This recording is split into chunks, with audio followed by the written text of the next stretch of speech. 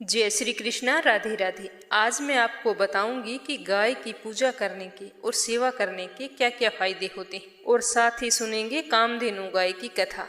कैसे महाराज दिलीप को गाय को नजरअंदाज करने से संतान सुख से वंचित रहना पड़ा, और वहीं गाय की सेवा करने से उन्हें संतान की प्राप्ति हुई थी। हमारे देश में प्राचीन काल से ही गोपालन के साथ साथ गौ माता के पूजन की प्रथा भी चली आ रही है, क्योंकि गाय में सभी देवी देवताओं का वास माना गया है। भगवान श्री कृष्ण के पिता नंद बाबा भी गायों को पाला करते थे। गायों के निवास करने से वह स्थान पवित्र हो जाता है, वहां पर कोई भी दोष नहीं रहता। इतना ही नहीं, गौओं के स्पर्श मात्र से कई रोगों का निवारण हो जाता है। गौ माता के मस्तक और गर्दन के मध्य में माँ गंगा का निवास होता है तथा इसके पूरे शरीर में 33 करोड़ को देवी देवताओं का वास माना गया है।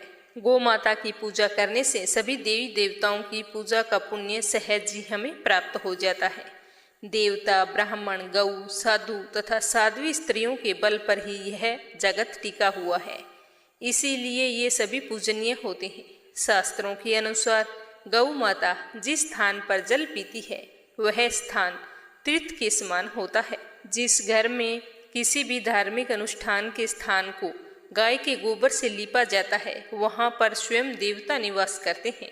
बैल को जगत पिता तुल्य समझना चाहिए और गौ को माता के समान समझना चाहिए, क्योंकि उनकी पूजा करने से संपूर्ण पितरों और देवताओं की पूजा अपने आप हो जाती है। जो मनुष्य निरंतर 1 वर्ष तक स्वयं भोजन करने से पहले रोजाना गाय को घास खिलाता है, उसके घर में कभी भी दरिद्रता का निवास नहीं होता और घर के धन धान्य के भंडार हमेशा भरे रहते हैं। जिस घर में पहली रोटी और एक आटे का पेड़ा रोजाना गाय को खिलाया जाता है, उस घर में सुख समृद्धि और धन वैभव की कोई कमी नहीं रहती। उस घर के बच्चे शिक्षित और संस्कारी होते हैं। और जो मनुष्य रोजाना गौओं को चराकर उन्हें पानी पिलाता है तो उसे अनंत युगों तक स्वर्ग में निवास मिलता है। विपत्ति में फंसी हुई अथवा चोर तथा बाघ आदि के भय से व्याकुल गौ की रक्षा करने वाला मनुष्य कई अश्वमेघ यज्ञों के बराबर फल को प्राप्त करता है। जो मनुष्य बीमार गाय की सेवा करता है, उस मनुष्य को अपने सभी रोगों से मुक्ति मिल जाती है। जिस आदमी को गाय का दूध, दही तथा घी खाने का सौभाग्य प्राप्त नहीं होता, ऐसे व्यक्ति के शरीर को व्यर्थ ही समझना चाहिए। अन्न 5 रात्रि तक, दूध 7 रात्रि तक, दही 20 रात्रि तक तथा घी 1 महीने तक मनुष्य के शरीर में अपना प्रभाव बनाए रखता है। जो व्यक्ति निरंतर 1 माह तक बिना गाय के दूध से, दही से या घी से बगैर भोजन करता है, उस मनुष्य के भोजन में प्रेतों को भाग मिलता है। इसीलिए 7-8 दिन से एक बार गाय के दूध से बनी हुई चीज अवश्य खानी चाहिए। अपने भोजन में से पहला ग्रास यदि कोई मनुष्य 6 महीने तक गाय को खिलाता है तो उसको स्वर्ग सुख की प्राप्ति होती है। गायों के हित में लगे हुए मनुष्य का जो कोई दूसरा व्यक्ति अगर अहित चाहता है तो वह नरक का भागी बनता है। उस व्यक्ति ने अपने जीवन में चाहे कितने भी पुण्य कर्म किए हो, वो उस समय सारे के सारे नष्ट हो जाते हैं। एक गाय चाहे तो अपने घर में रखें या फिर गौशाला में, सामर्थ्य अनुसार उनकी अच्छी तरह से सेवा करनी चाहिए और उन्हें सुखपूर्वक रखना चाहिए। उन्हें कभी भी भूखी या प्यासी ना रखें। जो व्यक्ति गौओं को दुखी रखता है उसे नरक की प्राप्ति होती है। जिस पोखर, तालाब या किसी जल राशि को गौ माता लांघते हुए पार करती है, वह गंगा, यमुना, सरस्वती तथा सिंधु नदियों की तरह पवित्र हो जाती है। गोधूली वेला यानी कि जिस समय है चरवाहे गायों को चराकर जंगल से वापिस अपने घरों की ओर लौटते हैं, उस समय गाय के खुरों से जो धूल उड़ती है, अगर यह धूल किसी व्यक्ति पर पड़ जाए तो उसके समस्त पाप नष्ट हो जाते हैं। साथ ही साथ यह दरिद्रता रूपी अलक्ष्मी को नष्ट करने वाली भी होती है। अगर हम सुबह उठकर गाय को मुंह से लेकर पूंछ तक पूरे शरीर पर हाथ से सहलाते हैं तो कहते हैं कि बीपी, शुगर, हार्ट की कोई भी बीमारियां हैं वो हमें छू नहीं सकती। गौ माता को प्रतिदिन हरा चारा खिलाने वाला व्यक्ति महान पुण्य का भागी बनता है। गाय को गुड़ खिलाने से मनचाहे वरदान की प्राप्ति होती है।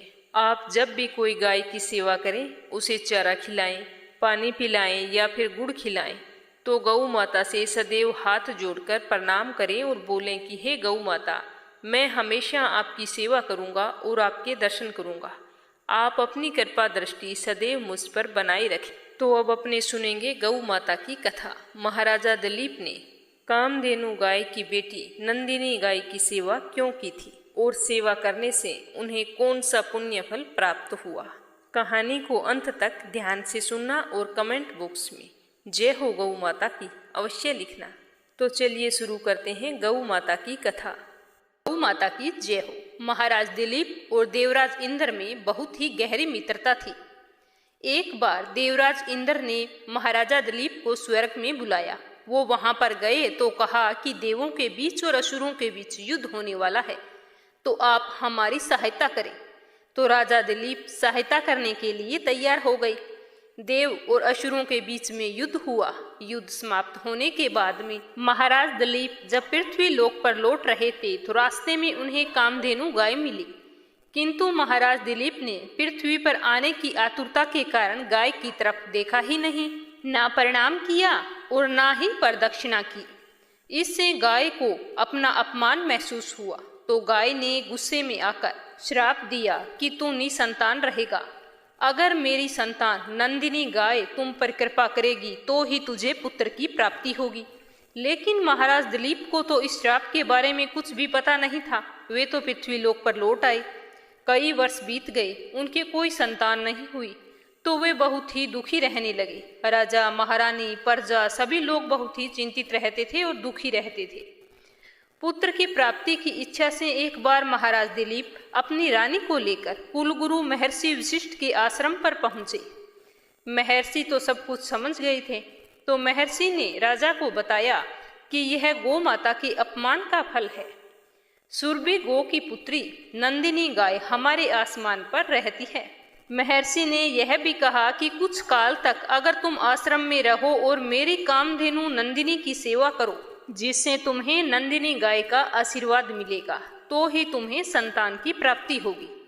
तो महाराज ने गुरु की आज्ञा को स्वीकार कर ली। महारानी सुदक्षिणा प्रातःकाल उस गौ माता की भली भांति पूजा करती थी। आरती उतार कर महाराज दिलीप के साथ वन में चरने के लिए विदा करती थी। महाराज दिलीप दिन भर छाया की भांति उस गाय का अनुगमन करते रहते। उसके ठहरने पर ठहरते, चलने पर चलते, बैठने पर बैठते, जल पीने पर जल पीते। शाम होने पर गाय को आगे आगे और स्वयं उसके पीछे चलते और लेकर आश्रम को पहुँचते तो महारानी देवी सुलक्षणा हाथ में अक्षत पात्र लेकर उसकी प्रदक्षिणा करके उसे प्रणाम करती और अक्षत आदि से पुत्र प्राप्ति रूप अभीष्ट सिद्धि देने वाली उस नंदिनी गाय की विधिवत पूजा किया करती थी। फिर नंदिनी अपने बछड़े को दूध पिलाती। रात्रि में महाराज और महारानी अपने हाथों से कोमल हरित घास और फूल खिलाकर उसकी परितृप्ति करते और उसके विश्राम करने पर ही स्वयं विश्राम करते थे। इसी तरह उसकी परिचर्या करते करते 21 दिन बीत गए थे। एक दिन वन में नंदिनी गाय को महाराज लेकर गए थे। उसके साथ साथ चल रहे थे कि क्षण भर के लिए प्राकृतिक सुंदरता में महाराज की निगाहें अटक गई। तभी उन्हें नंदिनी गाय की आवाज सुनाई दी। वह एक भयानक सिंह के पंजों में फंसी हुई छटपटा रही थी। उन्होंने आक्रामक सिंह को मारने के लिए अपने तरकस से तीर निकालना चाहा, किंतु उनका हाथ जड़वत होकर वहीं पर अटक गया। वे चित्रलेखे से खड़े रह गए और भीतर ही भीतर छटपटाने लगे। तभी मनुष्य की वाणी में वह सिंह बोल उठा कि हे राजन, तुम्हारे शस्त्र उसी तरह व्यर्थ है जैसे वृक्षों को उखाड़ देने वाला प्रभंजन पर्वत से टकराकर व्यर्थ हो जाता है। मैं भगवान शिव के गण निकुंभ का मित्र कुंभोदर हूँ। भगवान शिव ने सिंहवर्ती देकर मुझे हाथी आदि से इस वन के देवदारुकाओं का रक्षा भार सौंपा है। इस समय जो भी जीव सर्वप्रथम मेरे दृष्टि पथ में आता है उसी का मैं भक्षण करता हूँ। इस गाय ने इस संरक्षित वन में प्रवेश करने की चेष्टा की है और मेरे भोजन की वेला में यह मेरे सम्मुख आई है, इसीलिए मैं इसे खाकर अपनी भूख शांत करूंगा। तुम लज्जा और गलिनी छोड़कर वापिस लौट जाओ। परंतु दुखी हुआ महाराज दिलीप भय और व्यथा से छटपटा रही गाय के नेत्र से अविरल आंसुधारा को देखकर और उसके दूध मुहे बछड़े का स्मरण करके बहुत ही दुखी हो उठा और वो सोचने लगे कि इस समय नंदिनी का जीवित रहना मेरी जिंदगी से कहीं ज्यादा मूल्यवान है। तो उन्होंने सिंह से प्रार्थना की कि वो उनके शरीर को खाकर अपनी भूख को मिटा ले और नंदिनी गाय को छोड़ दें। तो यह सुनकर सिंह ने राजा के इस अद्भुत प्रस्ताव का मजाक उड़ाते हुए कहा कि हे राजन, तुम चक्रवर्ती सम्राट हो, गुरु को नंदिनी के बदले करोड़ों गायें मिल जाएगी। अभी तुम युवा हो, इस तुच्छ प्राणी के लिए अपने स्वस्थ सुंदर शरीर और यौवन की अवहेलना करके अपनी जान की बाजी लगाने वाले सम्राट, लगता है तुम अपना विवेक खो बैठे हो। अगर तुम इस गाय पर दया करोगे तो सिर्फ तुम इस एक गाय का जीवन ही बचा सकोगे। अगर तुम जीवित रहे तो तुम्हारे पिता की तरह संपूर्ण प्रजा की निरंतर आने वाली विपत्तियों से रक्षा कर सकोगे। इसीलिए तुम अपने सुख भोगता शरीर की रक्षा करो। स्वर्ग प्राप्ति के लिए तप त्याग करके शरीर को कष्ट मत दो। यह तुम जैसे ऐश्वर्यशालियों को शोभा नहीं देता। ऐसा स्वर्ग निरर्थक है। अरे वह तो इसी पृथ्वी पर है जहाँ वैभव विलास के सारे साधन उपलब्ध हैं। वह समझो कि स्वर्ग में ही रह रहा है। स्वर्ग का अगर ध्यान करोगे तो स्वर्ग तो काल्पनिक आकर्षण मात्र है। स्वर्ग विपन्नों के लिए होता है, संपन्नों के लिए नहीं होता। स्वर्ग का काल्पनिक आकर्षण विपन्नों के लिए होता है, संपन्नों के लिए नहीं। इस तरह से सिंह ने राजा को भ्रमित करने का भरपूर प्रयत्न किया। सिंह की सारी बातें सुनकर महाराज दिलीप ने उस गाय की तरफ देखा जो लगातार आंसू बहा रही थी और राजा की तरफ देखकर प्राण रक्षा की याचना कर रही थी। तो राजा ने तुरंत क्षत्रियत्व के महत्व को प्रतिपादित करते हुए उत्तर दिया कि नहीं सिंह, नहीं, गो माता को तुम्हारा भक्षण बनाकर नहीं लौट सकता। मैं अपने क्षत्रियत्व को क्यों कलंकित करूं? क्षत्रिय संसार में इसीलिए प्रसिद्ध है कि वे विपत्ति से औरों की रक्षा करते हैं। राज्य का भोग भी उनका लक्ष्य नहीं है। उनका लक्ष्य है लोक रक्षा से कीर्ति अर्जित करना। निंदा से मलिन प्राणों और राज्यों को वे तुच्छ वस्तुओं की तरह त्याग देते हैं। तुम मेरा भक्षण करो और इस गाय को छोड़ दो। मेरा शरीर रहे ना रहे, परंतु गो रक्षा से मेरा यश सुरक्षित रहेगा। संसार यही कहेगा कि गो माता की रक्षा के लिए एक सूर्यवंश के राजा ने अपने प्राणों की आहुति दे दी। एक चक्रवर्ती सम्राट के प्राणों से भी अधिक मूल्यवान एक गाय है। सिंह ने कहा, अगर आप अपना शरीर मुझे सौंपना चाहते हो तो ठीक है, आ जाओ। तो महाराज दिलीप ने अपने शस्त्रों को फेंक दिया और उस सिंह के आगे अपने शरीर को मांसपिंड की तरह खाने के लिए डाल दिया और वो सिर झुकाए आक्रमण की प्रतीक्षा करने लगे। तभी आकाश से फूलों की वर्षा होने लगी। नंदिनी ने कहा, हे पुत्र उठो। यह मधुर दिव्य वाणी सुनकर राजा को महान आश्चर्य हुआ और उन्होंने वात्सल्यमयी जननी की तरह अपने स्तनों से दूध बहाती हुई नंदिनी गो को देखा, किंतु सिंह तो वहां दिखाई नहीं दिया। आश्चर्यचकित हुए राजा दिलीप से नंदिनी ने कहा कि हे सत्य पुरुष, तुम्हारी परीक्षा लेने के लिए मैंने ही माया से सिंह की सृष्टि की थी। महर्षि वशिष्ठ के प्रभाव से यमराज भी मुझ पर प्रहार नहीं कर सकते, तो अन्य सिंह की क्या हिम्मत जो मुझ पर प्रहार करे। मैं तुमसे बहुत ही खुश हूँ। तुम मुझसे वरदान मांगो। तुम मुझे दूध देने वाली मामूली गाय मत समझो, अपितु संपूर्ण मनोकामनाओं को पूर्ण करने वाली कामधेनु जानो। तो राजा ने दोनों हाथ जोड़कर वंश चलाने वाले पुत्र की याचना नंदिनी से की।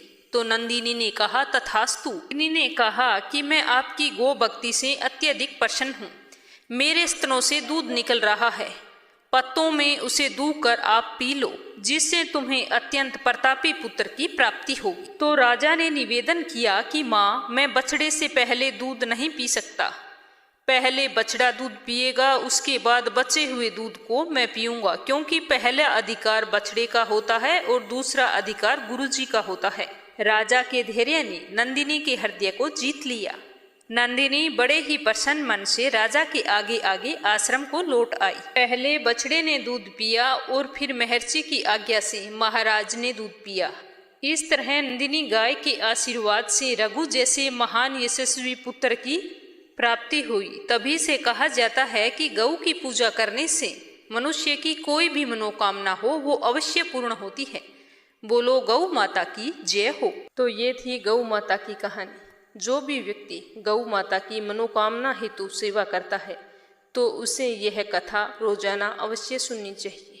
और आपको ये कहानी कैसी लगी कमेंट बॉक्स में बताना और इस वीडियो को ज़्यादा से ज़्यादा शेयर करना। आपका बहुत बहुत धन्यवाद। भगवान आपकी समस्त मनोकामनाएं पूरी करे। जय श्री कृष्णा। राधे राधे।